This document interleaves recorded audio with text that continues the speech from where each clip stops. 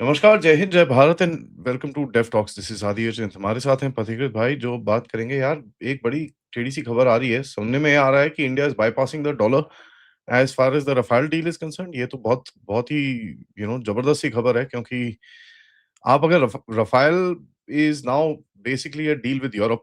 Europe में आप अगर रुपीज़ की पेमेंट कर रहे हो, तो भैया ये तो is this part of the Indo European trade agreement? क्या है? What is the reality? Let's find out from Pathikrit भाई। नमस्कार। नमस्कार आदि भाई। ये न्यूज़ अभी भी मतलब we have heard from certain sources, but दो चीजें हैं इसमें। मुझे जितना अंदाजा है इस चीज का कि अगर वो यहाँ पे बना रहे हैं, for example if they are manufacturing probably assembling 90 और एयरक्राफ्ट्स इन इंडिया, तो उसका पेमेंट मैकेनिज्म अगर ये रुपी में होता है at least 50% of it, then it would be very interesting. क्योंकि ऑब्वियसली कोई बोल सकता है कि भाई आप इंडिया में बना रहे हो तो that is a make in India product, India में असेंबली कर रहे हो तो इंडिया का ही बनाया हुआ चीज है, तो वी विल, अगर इंडिया का बनाया हुआ चीज है फॉर द इंडियन क्लाइंट, तो we would pay it in rupee. अगर ये हो रहा है then it's a very interesting thing. Secondly, अगर ये जो 50% अदर पेमेंट वो भी अगर यूरो में होता है, तो we should not be surprise. क्योंकि France being part of European Union, तो अभी जो सिचुएशन है, if they opt for a euro transaction, we should not be surprise, क्योंकि they may not want dollar right now. इसका मतलब ये नहीं कि फ्रांस जहां पे भी जा रहा है दे आर सीकिंग यूरो। एक और भी चीज इसमें इंपॉर्टेंट आ जाता है कि यूरोपियन यूनियन के साथ जो फ्री ट्रेड एग्रीमेंट हुआ है, अब फ्री ट्रेड एग्रीमेंट के तहत क्या होता है, France being part of European union और वो फ्री ट्रेड एग्रीमेंट के वो हिस्सेदार है, तो इसमें अगर उसको रुपी में पेमेंट मिलता है, then they can accumulate that rupee in India in a particular bank. फिर उसके बाद as part of free trade agreement जो payments करना होता है टू करेंसी स्वैप में जो होता है, अगर किसी इंडियन एक्सपोर्टर को पेमेंट करना होता है, whether it is done by France और एनी अदर यूरोपियन मेंबर, तो वहां पे शायद यूरोप का एक सेटलमेंट मैकेनिज्म है थ्रू विच दैट रूपी विल, वो पेमेंट रूपी में हो जाएगा and France will get equivalent amount of euro in their own country. So I think these are new things happening without much voices being raised, without much noise being raised rather. And I think that would be a template for many future deals to come. मुझे लगता है कि जहां पे ये रूपी rouble mechanism जो काम किया था in case of Indo Russian deals, उसमें पार्ट पेमेंट पहले भी शायद रूपी में होता था and rest would have been in international currency, चाहे वो डॉलर हो या कुछ हो। अभी तो in the last few years वो पूरा जो तेल लिया गया रूपी रूबल में ही हुआ है, and a little bit of it in probably one. So that mechanism मुझे लगता है कि कहीं ना कहीं ये एक्सपेरिमेंट किया जा रहा है, and I think it's going to be a successful experiment.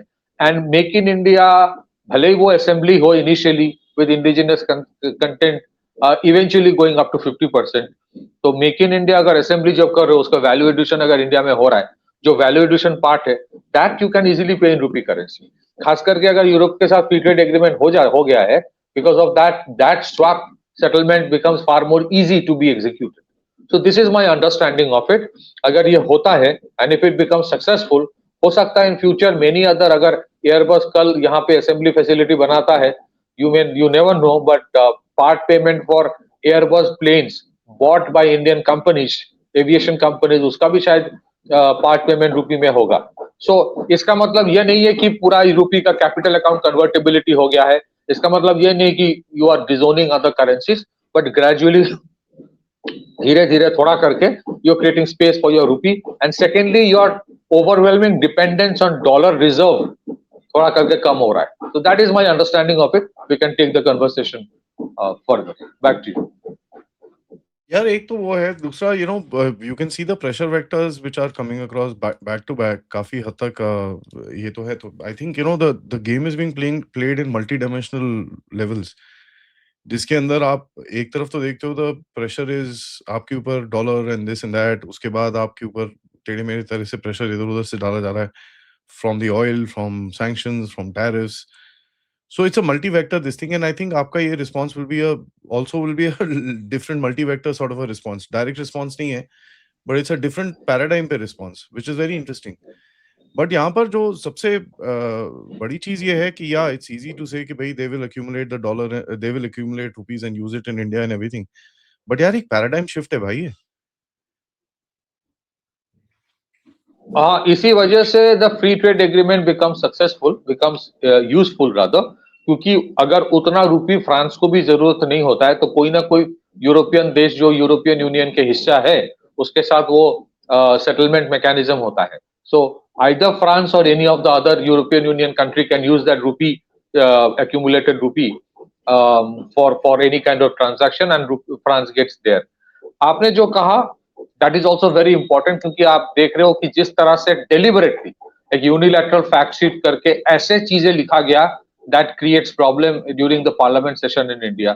फिर उसके बाद देख रहे हो कि जहां पे एप्स्टीन फाइल्स में इंडिया का कोई जिक्र ज्यादा है ही नहीं, डेलिबरेटली वहां पे ना मतलब एक कुछ करने की कोशिश की जा रही है. तो वो ऐसे ही नहीं है, these are pressure tactics primarily. हो सकता है कि भाई अंडमान में अगर तुम तेल निकालना चाहते हो तो उसमें स्टेक होल्डर बनाओ. फिर बहुत सारे और इश्यूज है, बहुत सारे और इश्यूज है जहां पे pressures are getting untenable. In fact I must say ये जो बांग्लादेश का इलेक्शन हुआ और जिसमें वो सिटीजन्स, नेशनल सिटीजन्स पार्टी जो स्टूडेंट मूवमेंट है, उसको टोटल सीट मिला 6 या 8 आउट ऑफ 299 सीट्स. इससे ये दर्शाता है कि वो जो स्टूडेंट मूवमेंट था that was bigger flop than some of these nepo kids के मूवीज जैसे होता है. तो वो पूरा जो मूवमेंट था that was not a spontaneous movement, it was a regime change operation. और उसके बाद भी रिसेंटली जो एक वीडियो एक लीक हुआ, एक अमेरिकन यूएस एम्बेसडर इन बांग्लादेश या हाई कमिश्नर जो भी है, उसका जो स्टेटमेंट था कि जमात के लोगों को और बुलाओ मीडिया में, वो करो, ये सब फेल हो गया. So what they are doing with से बांग्लादेश में जो कर रहा है या फिर पाकिस्तान के साथ, आप देखिए इंटरेस्टिंगली इंटरिम फ्री ट्रेड वो एग्रीमेंट, वो इंटरिम जो ट्रेड डील का जो एक फ्रेमवर्क के ऊपर कंसेंसस जब हुआ, then they showed one map of India, फिर कुछ दिन बाद they showed another map of India. ये जो चीजें हैं ना, ये I think these are being taken note of. So when they are getting taken note of, तो उसके बाद अगर अभी भी ये सोचे कि नहीं प्रेशर डालेंगे फिर वो कुछ भी करे हो जाएगा, that's not going to happen. So I think this $40 billion deal, if it becomes a deal in non-dollar denomination, and not just non-dollar denomination, a part of it is in local currency, जो BRICS का एक core agenda है, global trade in local currency, then it becomes a template for many other countries to follow. हो सकता है कल France अगर middle east में कोई डील करे डिफेंस के, कल यूएई भी बोलेगा मैं हाफ पेमेंट मैं अपने करेंसी में करूंगा और बाकी पेमेंट तुम ले लो as it is. European Union के साथ यूएई का ट्रेड तो वैसे ही होता है काफी अच्छा खासा. So a lot of things are happening which are, और इसमें एक चीज जो मुझे लगता है, अगेन इट्स नॉट कि इसका मतलब ये नहीं है कि अमेरिका के साथ कोई डील नहीं होगा, अमेरिका के साथ कोई ट्रांजैक्शंस नहीं होगा, बट अगर ट्रांजैक्शंस और डील के साथ साथ वो ये सब पैंतरेबाजी करेंगे तो शायद यहाँ से भी इनडायरेक्टली कुछ ना कुछ किया जाएगा. और interestingly we should not presume कि ये जो भी हो रहा है सिर्फ इंडिया ही कर रहा है और फ्रांस सिर्फ मान रहा है, ऐसा नहीं है. हो सकता है फ्रांस की तरफ से भी बोला गया कि भाई इसको नॉन डॉलर डिनोमिनेटेड ही रखो, अगर वो नॉन डॉलर डिनोमिनेटेड हो रहा है. हो सकता है फ्रांस भी कहा है कि we don't need to take payments in dollar, हम यूरो में ले लेंगे. So that is another thing. European union की तरफ से अभी जो हो रहा है ना, इफ यू सी सर्टेन, इसका जो आप थोड़ा सा ग्रीन शूट्स दिख रहा है, यूरोपियन यूनियन जो यूरो को एक सेकेंडरी करेंसी बीच में मान लिया था कि डॉलर ही प्राइमरी है, Europe is a distant second. You would see जो अभी फेस ऑफ चल रहा है between European Union and United States, हो सकता है European Union will start asserting the euro currency more. हो सकता है within the European Union they will ensure कि उनके जितने सारे डील्स होता है, जहां का कहीं पे भी फ्री ट्रेड एग्रीमेंट होता है विद यूरोप के साथ, they will push for the euro currency. So अगर इंडिया में अगर आप फॉरेन एक्सचेंज रिजर्व इंडिया का जो है वहां पे dollar exposure has come down to $200 billion out of around $700 billion जो फॉरेक्स रिजर्व इंडिया का है, तो इन्वेरिएबली कौन सा करेंसीज है जिसका एक्सपोजर बढ़ा है उसमें? I will not be surprise, मुझे एग्जैक्ट डेटा भी मेरे पास है नहीं है, देखा नहीं है, but I will be not be surprise अगर a currency like euro has more exposure today, because you are trying to spread the basket by reducing dependence. आप डिजोन नहीं कर रहे हो, आप उसको नकार नहीं रहे हो, but you are spreading the diversifying. तो डाइवर्सिफिकेशन में किसी ना किसी करेंसी का तो थोड़ा एक्सपोजर बढ़ा होगा, उसमें अगर यूरो का बढ़ा है then we should not be surprised. So I think ये जो अगर non dollar denominated payments with half of it will be in local currency and another half may be in a euro currency, it may not be just India telling them that we will do it. It may also be that the French and the others are saying that we will also agree to something like that only. हो सकता है उनके तरफ से, हो सकता है बोला गया है कि भाई डॉलर में दोगे तो डील ही नहीं करेंगे, हो सकता है उनके तरफ से बोला गया है. So there is an undercurrent going on in European Union with America, which is not that much visible, but that is very much there. Because वो अभी भी pissed off है with what the American approach towards Ukraine is. That's one issue. And secondly, in fact, Greenland वाला threat जो है ना वो अभी गया नहीं है. Third, हम सबको पता है, we don't want to repeat it, जिस तरह से ट्रम्प मॉक करता है देशों को, डेनमार्क को मॉक किया, इसको मॉक किया, मैक्रोन के बारे में कितना कुछ भी बोला इसने. मैक्रोन के बारे में ट्रम्प ने क्या क्या नहीं बोला. तो ट्रम्प अगर मैक्रोन के बारे में इतना कुछ बोल रहा है, तो आप सिर्फ ट्रम्प मैक्रोन को तो गाली नहीं दे रहे हो ना, आप तो पूरे फ्रांस एज ए कंट्री को मॉक कर रहे हो. तो इनवेरिएबली अगर उसके बाद if they have agreed for a non dollar denominated Rafale deal, then we think that this is probably inevitable in a normal due course of action. Back to you. It's बड़ा interesting सा है where this whole game is going to open up in a very very very very interesting way. क्योंकि देखिए एक चीज तो रहेगा कि अमेरिकन हेजेमनी के साथ ये लड़ाई है, it's not going to be a very easy one. ठीक है, सो this is gonna be a very tough one. वो उसने एक स्टेप पीछे लिया है, बट उसे एक स्टेप पीछे लेते लेते वो 5 स्टेप और जगह पे आगे लेगा. उसी के जवाब में आप भी 5 स्टेप आगे लोगे, but not in the places that he is taking steps. आप अपनी जगह पे जहां पर आपकी स्ट्रेंथ है वहां पर खेलोगे, वो अपनी स्ट्रेंथ पे खेलेगा, आप अपनी स्ट्रेंथ पे खेलोगे. सो this is I think a very clear example of something like that. And we'll have to wait and watch होता क्या है इसका एक्चुअली एंड रिजल्ट क्या निकलता है, because it's not just a submarine deal. Sorry, it's not just the Rafale deal, it's a submarine deal. There are loads more things which are there in that basket, na? जी बिल्कुल, Rafale deal में तो primary contractor Dassault है, फिर उसके साथ आपके Safran का separate एक डील हो रहा है. हो सकता है कि हो सकता है कि Airbus will take the first mover advantage by setting up an assembly facility in India, क्योंकि इसके ऊपर इंडिया के गवर्नमेंट का भी एक पुश है कि इवेंचुअली अगर हम कमर्शियल सिविल एयरक्राफ्ट अगर असेंबल नहीं कर रहे हैं यहाँ पे, तो वो इकोसिस्टम कभी नहीं बनेगा. So you might tomorrow see Airbus setting up something over here. You might see a bigger push by European Union to set up to have FDI as well. Free trade agreement का मतलब ये नहीं है कि FDI नहीं आएगा. FDI ही भी आएगा, because a lot of European companies will try to take advantage of the free trade agreement by setting up manufacturing facilities inside India and then exporting to Europe. ये भी होने वाला है, वो अमेरिकन्स भी करेगा. बट ये जब शुरू होगा ना, a lot of the transactions you would see a tectonic shift happening towards euro all over again. और यूरो की तरफ अगर पुश करेंगे यूरोपियन कंट्रीज, इनवेरिएबली आपका भी एक बार्गेनिंग पावर होता है कि भाई आप यूरो में ले लो, but at least 40% should be in the local currency. Now what is important is that why is it an eye opener? It's primarily because ये टेम्पलेट बनेगा दूसरे देशों के लिए. अच्छा, यू आर राइट कि American will raise voice over this. हो सकता है वॉइस रेज करे, तो वॉइस रेज करेगा तो तुम बोलोगे कि भाई ये तो यूरोपियन यूनियन ने कहा है, तुम उनके साथ डील करो. And today I think the Americans cannot threaten European Union to that extent जो आज से 1.5-2 महीने पहले भी कर रहा था, क्योंकि यूरोप ने जो ट्रेड डील सस्पेंड करके रखा है, इसके बाद वो नहीं बोल सकता कि I'll raise tariff, I will do this, I'll do that, ये नहीं कर पाएगा। So they took Europe very lightly.